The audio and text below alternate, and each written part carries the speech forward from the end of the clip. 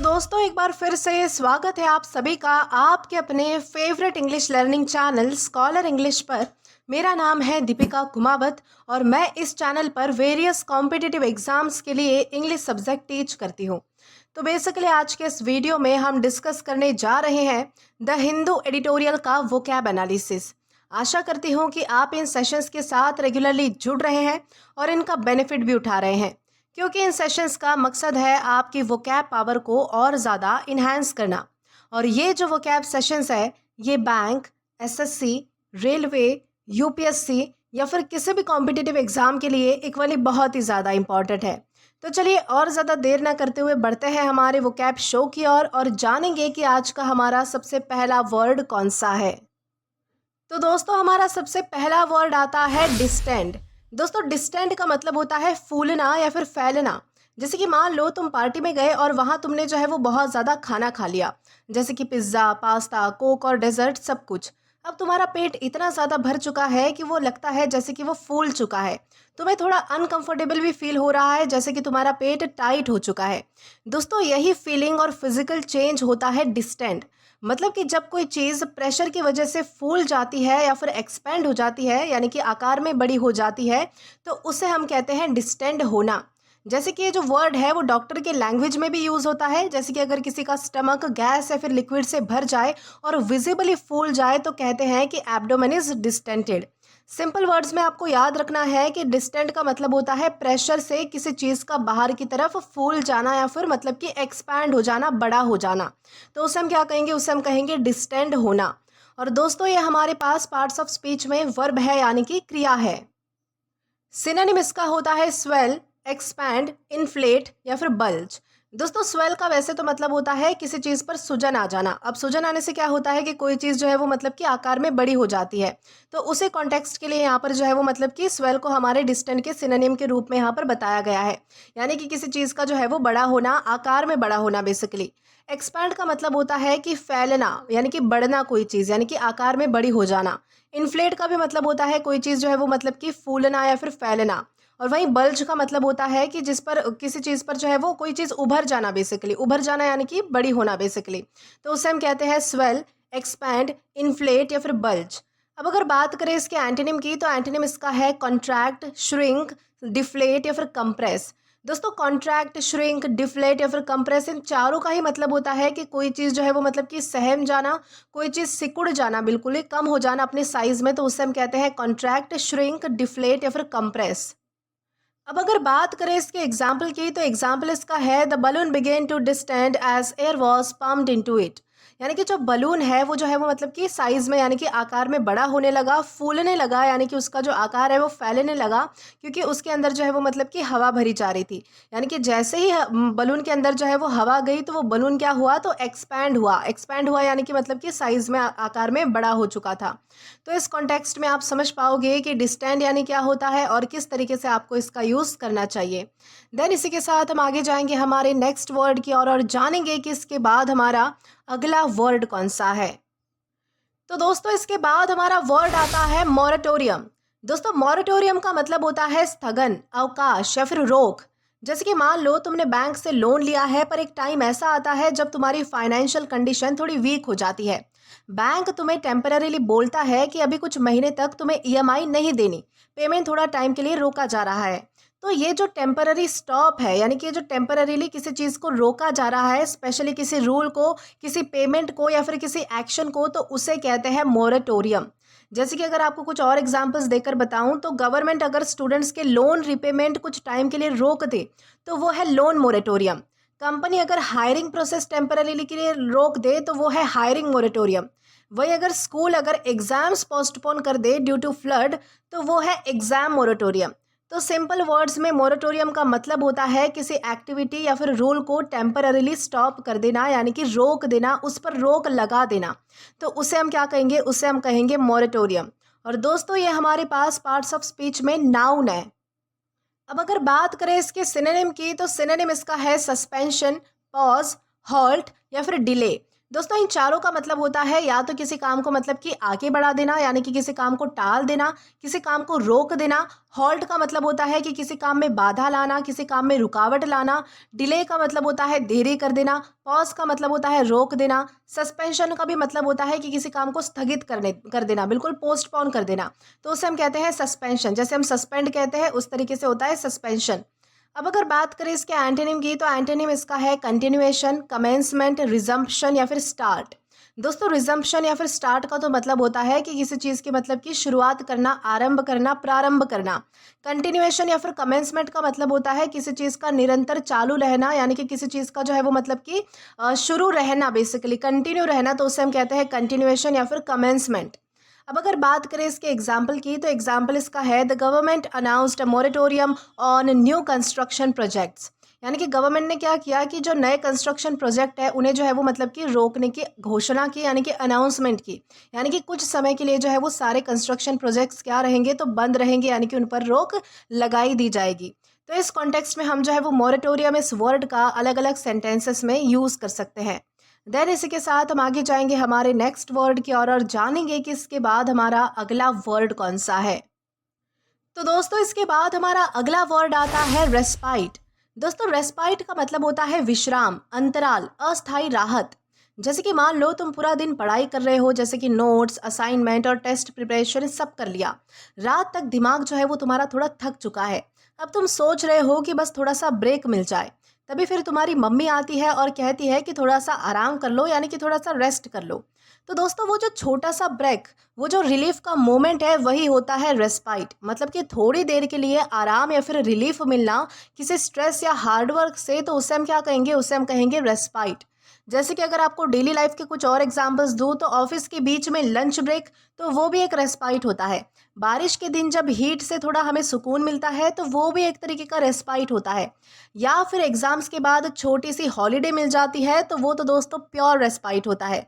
Simple words में respite का मतलब होता है शॉर्ट ब्रेक या रिलीफ फ्रॉम समथिंग डिफिकल्ट और टायरिंग। तो इस तरीके से आप समझ पाओगे कि रेस्पाइट यानी क्या है। और दोस्तों ये हमारे पास पार्ट्स ऑफ स्पीच में नाउन है। अब अगर बात करें इसके सिनोनिम की, तो सिनोनिम इसका है ब्रेक, रिलीफ, इंटरमिशन या फिर पॉज। दोस्तों ब्रेक का मतलब होता है कि रुकावट, जैसे कि मतलब कि रुक जाना बेसिकली। रिलीफ का मतलब होता है राहत मिलना, एक तरीके से सुकून मिलना, जो आप मतलब कि आपको अंदर से मतलब कि एक तरीके से रिलीफ मिलता है, राहत मिलती है किसी काम से, तो उसे हम कहेंगे रिलीफ। इंटरमिशन का मतलब होता है किसी काम का रुक जाना, यानी कि बीच में रुकना बेसिकली। पॉज का भी मतलब होता है रुकावट या फिर रुक जाना। एंटोनिम इसका है कंटिन्यूएशन, स्ट्रेस, प्रेशर या फिर स्ट्रेन। कंटिन्यूएशन का मतलब होता है कोई चीज़ निरंतर चलते रहना। स्ट्रेस या फिर प्रेशर का मतलब होता है किसी काम का दबाव आपके ऊपर होना, फोर्स आपके ऊपर होना, जिसकी वजह से आपको जो वो जो विश्राम, यानी कि जो रिलीफ वाली जो मतलब की फीलिंग होती है, जो आराम की फीलिंग होती है, वो नहीं मिल पाती। स्ट्रेन का भी मतलब होता है एक तरीके से बर्डन होना या फिर किसी चीज़ का दबाव होना। तो इस तरीके से आप जो है वो सारे एंटोनिम्स को समझ पाओगे, जो कि है कंटिन्यूएशन, स्ट्रेस, प्रेशर या फिर स्ट्रेन। अब अगर बात करें इसके एग्जाम्पल की, तो एग्जाम्पल इसका है after hours of hard work they enjoyed a brief respite. यानी कि घंटों की मेहनत के बाद, यानी कि घंटों लगातार जो है वो मतलब कि कड़ी मेहनत करने के बाद उन्होंने जो है वो छोटा सा ब्रेक भी जो है वो बहुत ज़्यादा इंजॉय किया। यानी कि जो उनको राहत मिली यानी कि थोड़े समय के लिए, उसे जो है वो उन्होंने पूरा जो है वो मतलब कि इंजॉय किया, यानी कि अच्छे से सुकून से जिया उस पल को। तो इस तरीके से आप समझ पाओगे कि रेस्पाइट यानी क्या होता है और किस तरीके से आपको इसका यूज़ करना चाहिए। देन इसी के साथ हम आगे जाएंगे हमारे नेक्स्ट वर्ड की और जानेंगे कि इसके बाद हमारा अगला वर्ड कौन सा है। तो दोस्तों इसके बाद हमारा अगला वर्ड आता है बिफॉग। दोस्तों बिफॉग का मतलब होता है भ्रमित करना, धुंधला करना या फिर उलझन में डालना। जैसे कि मान लो सुबह तुम स्कूटर लेकर निकलते हो और वेदर में बहुत ज़्यादा फॉग होता है, यानी कि क्या होता है, कोहरा होता है। सामने का रोड जो है वो क्लियरली दिखाई भी नहीं दे रहा, सब कुछ ब्लरी लग रहा है, धुंधला लग रहा है। तो ये जो फॉग ने तुम्हारा व्यू अनक्लियर कर दिया, उसे ही हम कहते हैं बिफॉग। मतलब कि किसी चीज़ को कंफ्यूज कर देना या फिर अनक्लियर बना देना, चाहे लिटरली हो या फिर मेंटली हो, यानी कि चाहे फॉग से हो या फिर चाहे कन्फ्यूजन से हो, किसी भी तरीके से जो है वो मतलब कि अगर कोई चीज़ अनक्लियर हो जाती है, कन्फ्यूज्ड हो जाती है, तो उसे हम कहते हैं बिफॉग होना। जैसे कि अगर आपको कुछ और एग्जांपल्स बताऊं, तो जब थकान की वजह से तुम्हारा दिमाग धुंधला सा लगता है, तुम कुछ क्लियरली सोच नहीं पाते, तो वो माइंड बिफॉग्ड है। जब कोई कंफ्यूजिंग लेक्चर सुन के जो है वो तुम्हें लगता है कि ये क्या बोल दिया सर ने, तो वो भी बिफॉग सिचुएशन है। सिंपल वर्ड्स में बिफॉग का मतलब होता है कंफ्यूज कर देना या फिर क्लैरिटी को धुंधला बना देना, यानी कि कोई चीज़ समझ में ना आना, उलझन में पड़ जाना, धुंधली हो जाना या फिर भ्रमित हो जाना, यानी कि कंफ्यूज हो जाना, तो उसे हम कहते हैं बिफॉग। और दोस्तों ये हमारे पास पार्ट्स ऑफ स्पीच में वर्ब है, यानी कि क्रिया है। सिनोनिम इसका होता है कंफ्यूज, ऑब्सक्योर, बिविल्डर या फिर मडल। दोस्तों कंफ्यूज, बिविल्डर या फिर मडल तीनों का ही मतलब होता है भ्रमित कर देना, यानी कि उलझन में डालना। वहीं ऑब्सक्योर का मतलब होता है कि किसी चीज़ में अनक्लैरिटी होना, यानी कि कोई चीज़ क्लियर ना होना, बिल्कुल धुंधली होना, अस्पष्ट होना, तो उससे हम कहते हैं ऑब्सक्योर। तो ये है हमारे सारे सिनोनिम्स। एंटोनिम्स देखें तो एंटोनिम इसके हैं क्लैरिफाई, एक्सप्लेन, इल्यूमिनेट या फिर सिंप्लीफाई। क्लैरिफाई या फिर एक्सप्लेन का मतलब होता है किसी चीज़ को स्पष्ट तरीके से समझाना, किसी चीज़ को जो है वो मतलब कि क्लैरिफाई करना, यानी कि उसका स्पष्टीकरण करना। एक्सप्लेन करना यानी कि अच्छे से समझाना। इल्यूमिनेट करना यानी कि किसी बात को उजागर करना, यानी कि अच्छे से जो है वो उसे मतलब कि डीप में एक्सप्लेन करना कि सामने वाले को अच्छे से समझ आए। सिंप्लीफाई का मतलब होता है कि मतलब कि बहुत ही साधारण तरीके से समझाना, सिंपल करके समझाना, तो उसे हम कहते हैं सिंप्लीफाई। अब अगर बात करें इसके एग्जाम्पल की, तो एग्जाम्पल इसका है the complicated instructions befog the students completely. यानी कि जिस तरह से उन्हें जो है वो मतलब कि कुछ आदेश दिए गए थे, कुछ इंस्ट्रक्शन दिए गए थे, जो कि कंप्लीटली कैसे थे, तो उलझन में डालने वाले थे, यानी कि कंफ्यूज करने वाले थे, यानी कि कॉम्प्लिकेटेड थे। उसके वजह से क्या हुआ कि जो स्टूडेंट्स है वो पूरी तरीके से कंफ्यूज हो चुके थे, यानी कि उन्हें कुछ भी जो है वो मतलब कि नहीं आ रहा था कि क्या करना है। तो इस तरीके से आप समझ पाओगे कि बी फॉग यानी क्या होता है और किस तरीके से आपको इसका यूज़ करना है। देन इसी के साथ हम आगे जाएंगे हमारे नेक्स्ट वर्ड की ओर और जानेंगे कि इसके बाद हमारा अगला वर्ड कौन सा है। तो दोस्तों इसके बाद हमारा अगला वर्ड आता है टॉटर। दोस्तों टॉटर का मतलब होता है लड़खड़ाना, अस्थिर चलना या फिर हिचकोले लेना। जैसे कि मान लो एक छोटा बच्चा है जो अभी अभी चलना सीख रहा है। जैसे ही वो पहला स्टेप लेता है तो उसका बैलेंस थोड़ा अनस्टेबल है और वो आगे पीछे हिलता है, यानी कि वो गिरने के करीब है। तो ये जो अनस्टेबल चलना या फिर धीरे धीरे हिलते हुए चलना होता है तो उसे ही कहते हैं टॉटर। जैसे कि अगर आपको कुछ और एग्जांपल्स बताऊं तो ओल्ड एज में जब कोई अंकल या फिर कोई आंटी थोड़ी अनस्टेबल चल रहे होते हैं तो वो भी टॉटरिंग है।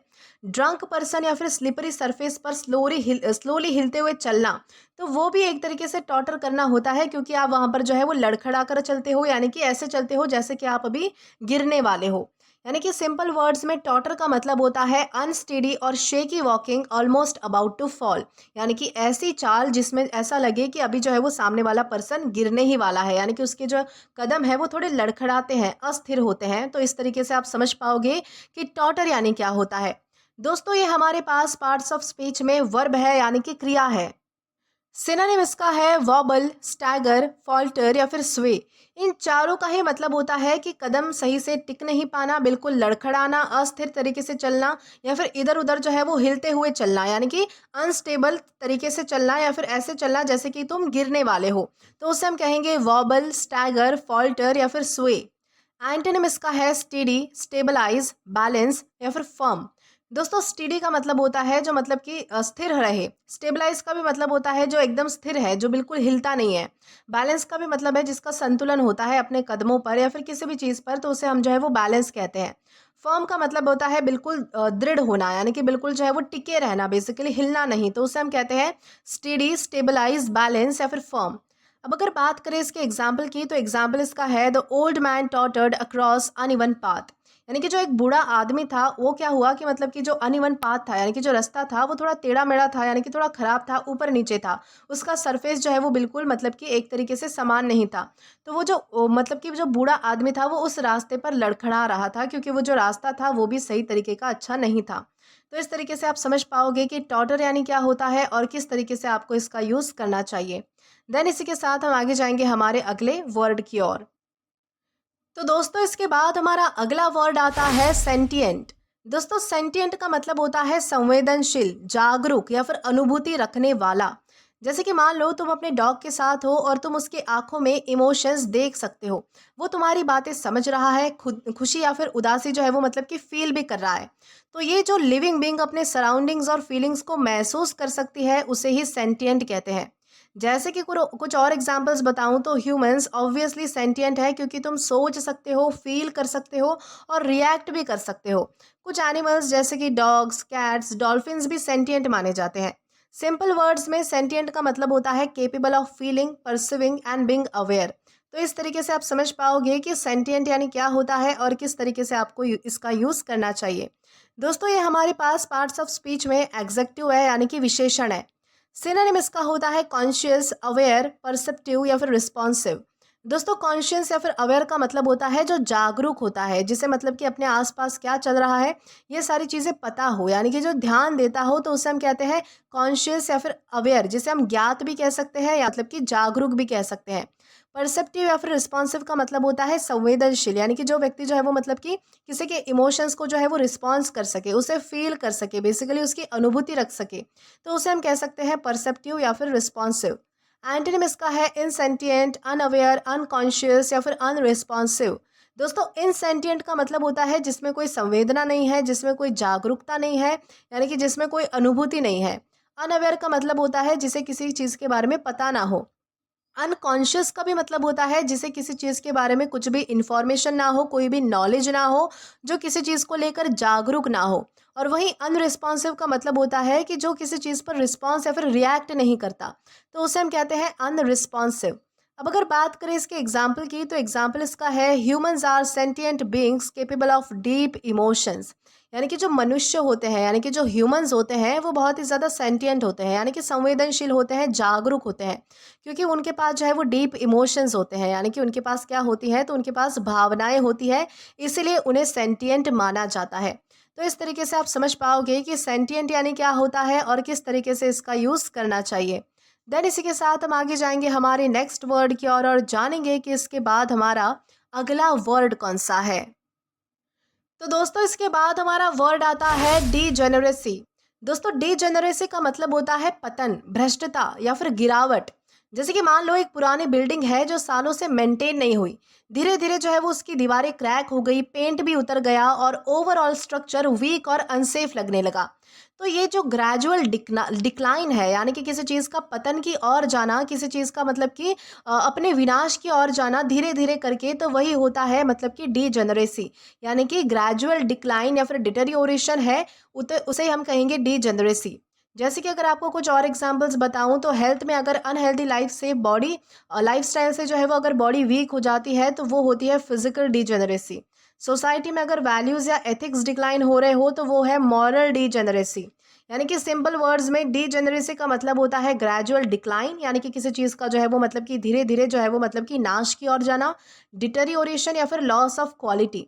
तो इस तरीके से आप समझ पाओगे कि डीजेनरेसी यानी क्या होता है। और दोस्तों ये हमारे पास पार्ट्स ऑफ स्पीच में नाउन है। अब अगर बात करें इसके सिनोनिम की, तो सिनोनिम इसका है करप्शन, डिक्लाइन, डिप्रेविटी या फिर डिटेरियोरेशन। दोस्तों करप्शन का मतलब होता है भ्रष्टता, डिक्लाइन का मतलब होता है गिरावट आना, डिप्रेविटी का मतलब होता है कि किसी चीज़ की मतलब कि गिरावट आना, कोई चीज़ जो है वो अपने नुकसान की ओर जाना। डिटेरियोरेशन का भी मतलब होता है कोई चीज़ तहस नहस होना, यानी कि बर्बादी की ओर जाना, तो उसे हम कहते हैं डिटेरियोरेशन। वही एंटोनिम इसका है इंटीग्रिटी, वर्च्यू, इम्प्रूवमेंट या फिर एडवांसमेंट। इंटीग्रिटी का मतलब होता है किसी चीज़ में जो है वो मतलब कि एक तरीके से प्रगति देखी जाना, यानी कि कोई चीज़ जो है वो मतलब कि सही तरीके से अपनी स्टेट में होना। वर्च्यू का मतलब होता है गुण। इम्प्रूवमेंट या फिर एडवांसमेंट का मतलब होता है किसी चीज़ में सुधारना होना, कोई चीज़ जो है वो मतलब कि और भी ज़्यादा अच्छी होना, पहले से बेहतर होना, एडवांस होना, तो उसे हम कहते हैं इम्प्रूवमेंट। तो ये सारे हमारे क्या है, तो एंटोनिम्स है। देन इसी के साथ हम बात करेंगे एग्जाम्पल की। तो दोस्तों अगर बात, तो एग्जाम्पल इसका है the novel depicted the degeneracy of the aristocratic family over generation. यानी कि एक नॉवल में जो है वो पीढ़ी दर पीढ़ी एरिस्टोक्रेटिक फैमिली, यानी कि एक कुलीन परिवार की गिरावट को दर्शाया गया था। यानी कि उसमें जो है वो परिवार किस तरीके से डिक्लाइन हुआ, किस तरीके से जो है वो अपने विनाश की ओर गया, किस तरीके से उनकी जो है वो मतलब कि बुरी कंडीशंस आई। तो इस तरीके से सारी चीज़ें जो है वो उस नॉवल में बताई गई थी। तो इस तरीके से आप ध्यान रख सकते हो कि डीजेनरेसी यानी क्या होता है और किन किन तरीके से आप इसको यूज़ कर सकते हो। दोस्तों इसी के साथ हम आगे जाएंगे हमारे नेक्स्ट वर्ड की ओर और जानेंगे कि इसके बाद हमारा अगला वर्ड कौन सा है। तो दोस्तों इसके बाद हमारा वर्ड आता है डॉज। दोस्तों डॉज का मतलब होता है बचकर निकलना, चकमा देना या फिर टालना। जैसे कि मान लो तुम स्कूल के प्लेग्राउंड में हो और एक फ्रेंड बॉल थ्रो करता है तुम्हारी तरफ। तुम तुरंत जो है वो उसे साइड में स्टेप कर लिया और बॉल को अवॉइड कर दिया। तो ये जो क्विकली मूव करके अवॉइड करना होता है उसे ही हम डॉज कहते हैं। जैसे कि अगर आपको कुछ और एग्जांपल्स बताऊं तो एग्जाम में किसी ट्रिक क्वेश्चन से बचने के लिए क्विकली स्किप कर देना तो वो है डॉज करना। ट्रैफिक में कार या फिर साइकिल से बचने के लिए सडन टर्न ले लेना तो वो भी होता है डॉज करना। किसी ऑकवर्ड क्वेश्चन या फिर रिस्पॉन्सिबिलिटी को अवॉइड करना तो वो भी होता है डॉज करना। सिंपल वर्ड्स में डॉज का मतलब होता है अवॉइड करना, यूजुअली बाय क्विक मूवमेंट और क्लेवर एक्शन। यानी कि सिंपली आपको ध्यान रखना है कि डॉज का मतलब होता है किसी सिचुएशन से बचकर निकलना, किसी को चकमा दे देना या फिर किसी चीज़ को, किसी काम को टाल देना। दोस्तों ये हमारे पास पार्ट्स ऑफ स्पीच में वर्ब है यानी कि क्रिया है। सिनोनिम इसका होता है एवेड, एल्यूड, अवॉइड या फिर साइड स्टेप। दोस्तों इन चारों का ही मतलब होता है कि किसी चीज़ से जो है वो बचकर निकल जाना, चकमा दे देना या फिर उसे जो है वो टालना, नज़रअंदाज करना, अवॉइड करना। तो उसे हम कहते हैं एवेड, एल्यूड, अवॉइड या फिर साइड स्टेप। एंटोनिम इसका है कन्फ्रंट, फेस, एनकाउंटर या फिर मीट। कन्फ्रंट का मतलब होता है सामना करना, फेस का भी मतलब होता है सामना करना, एनकाउंटर का भी मतलब होता है किसी चीज़ से यानी कि मुश्किल हालात से, किसी डिफ़िकल्ट सिचुएशन से जो है वो मिलना, सामना करना। मीट का भी मतलब होता है मिलना या फिर सामना करना। तो ये जो हमारे चारों वर्ड्स हैं इनका एक ही मतलब होता है कि किसी चीज़ को मतलब कि कन्फ्रंट करना यानी कि सामना करना, उसके सामने खड़े रहना, उसे फेस करना, उसे एनकाउंटर करना, उससे मिलना। तो उसे हम कहेंगे कन्फ्रंट, फेस, एनकाउंटर या फिर मीट। अब अगर बात करें इसके एग्जाम्पल की तो एग्जाम्पल इसका है he dodge the police just in time. यानी कि टाइम रहते ही उसने क्या किया कि पुलिस को चकमा दे दिया, यानी कि वो पुलिस से बचकर भाग निकला। तो इस तरीके से आप समझ पाओगे कि डॉज यानी क्या होता है और किस तरीके से आपको इसका यूज़ करना है। देन इसी के साथ हम आगे जाएंगे हमारे अगले वर्ड की ओर। तो दोस्तों इसके बाद हमारा वर्ड आता है पर्टिनेशियस। दोस्तों पर्टिनेशियस का मतलब होता है जिद्दी, हट्टी या फिर अडीग, यानी कि जो अपनी बातों से मतलब कि कभी भी डगमगाता नहीं है, तो ऐसे व्यक्ति को हम कहते हैं पर्टिनेशियस। जैसे कि मान लो तुम्हारी फ्रेंड को एक आइडिया बहुत ज़्यादा पसंद है, जैसे कि वीकेंड पे जो है वो ट्रिप्स को प्लान करना। चाहे तुम थोड़ा सा आर्ग्यू कर लो या फिर मौसम थोड़ा ख़राब ही क्यों ना हो, पर वो फिर भी इंसिस्ट करता है, यानी कि ज़िद करता है और कंटिन्यूसली प्लान को फॉलो करता है, यानी कि कभी भी गिव अप नहीं करता। तो ये जो स्ट्रॉन्ग डिटर्मिनेशन और स्टबननेस के साथ कंटिन्यूसली किसी चीज़ को होल्ड करना होता है उसे ही पर्टिनेशियस कहते हैं। जैसे कि अगर आपको कुछ और एग्जांपल्स बताऊं तो एक स्टूडेंट जो बहुत ही डिफ़िकल्ट टॉपिक को बार बार प्रैक्टिस करके उसे मास्टर कर लेता है तो वो इंसान किस तरीके का है, तो पर्टिनेशियस है, यानी कि बहुत ही ज़िद्दी है। एक एथलीट जो हार्ड ट्रेनिंग और फेलियर्स के बाद भी अपना गोल अचीव कर लेता है तो वो भी पर्टिनेशियस है। यानी कि सिंपल वर्ड्स में पर्टिनेशियस का मतलब होता है वेरी डिटरमाइंड, स्टबनली परसिस्टेंट, यानी कि बहुत ज़्यादा ज़िद्दी, बहुत ज़्यादा मतलब कि अडीग व्यक्ति जो अपनी चीज़ों से, जो अपनी बातों से, जो अपने कार्यों से डगमगाता नहीं है, तो ऐसे व्यक्ति को हम कहते हैं पर्टिनेशियस। और दोस्तों ये हमारे पास पार्ट्स ऑफ स्पीच में एग्जेक्टिव है यानी कि विशेषण है। दोस्तों अब अगर बात करें इसके सिनोनिम की तो सिनोनिम इसका है परसिस्टेंट, टेनेशियस, डिटरमाइंड या फिर डॉग्ड। दोस्तों इन चारों का ही मतलब होता है कि कोई ऐसा व्यक्ति जो बहुत ही ज़्यादा डिटरमाइंड है, बहुत ही ज़्यादा ज़िद्दी है, अपने किसी काम को लेकर, अपनी किसी भी चीज़ को लेकर बहुत ही ज़्यादा मतलब कि उसमें जो है वो दृढ़ता है, यानी कि डिटर्मिनेशन उसके अंदर है, यानी कि वो जो है वो काम करके ही रहता है, उसके अंदर कंसिस्टेंसी है। तो उसे हम कहेंगे परसिस्टेंट, टेनेशियस, डिटरमाइंड या फिर डॉग्ड। एंटोनिम इसका है इल्डिंग, फ्लेक्सिबल, वीक या फिर इनडिसाइसिव।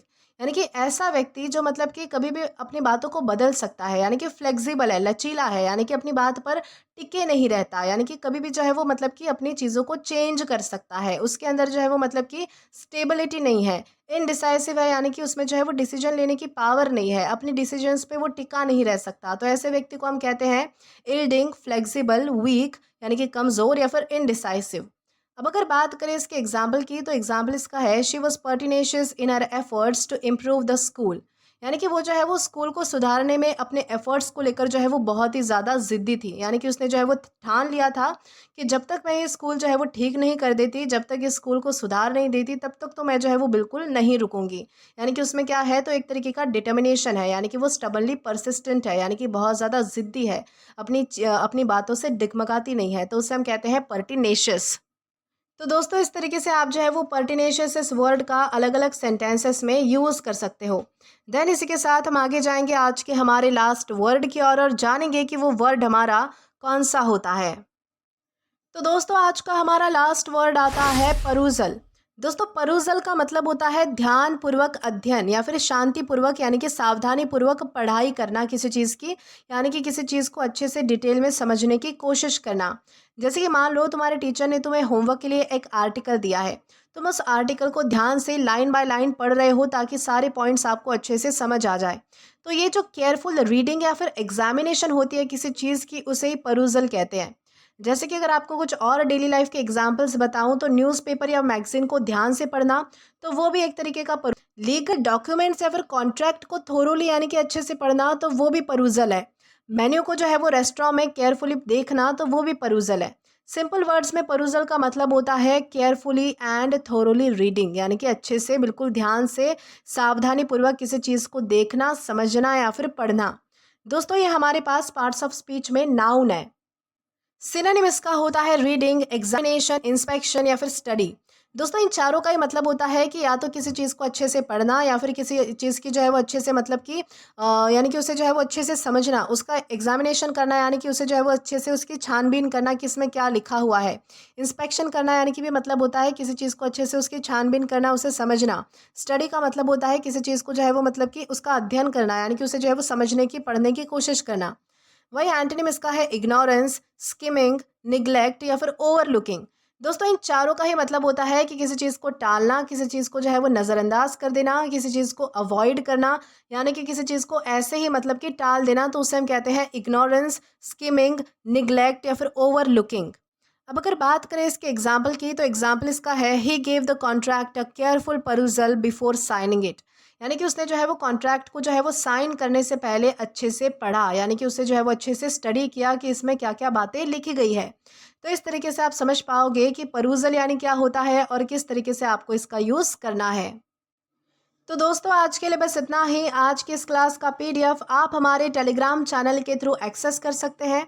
और अगर आपने अभी तक हमारा टेलीग्राम चैनल ज्वाइन नहीं किया है तो टेलीग्राम पर English with Deepika Kumawat search करके या फिर डिस्क्रिप्शन में दिए गए लिंक के थ्रू, साथ ही साथ अभी जो आपको आपकी स्क्रीन पर QR कोड दिख रहा है, वहाँ से भी आप जो है वो डायरेक्टली स्कैन करके हमारा टेलीग्राम चैनल ज्वाइन कर सकते हैं, ताकि आप कभी भी किसी भी नए आने वाली वीडियोज़ को लेकर कोई भी अपडेट्स को मिस ना करें।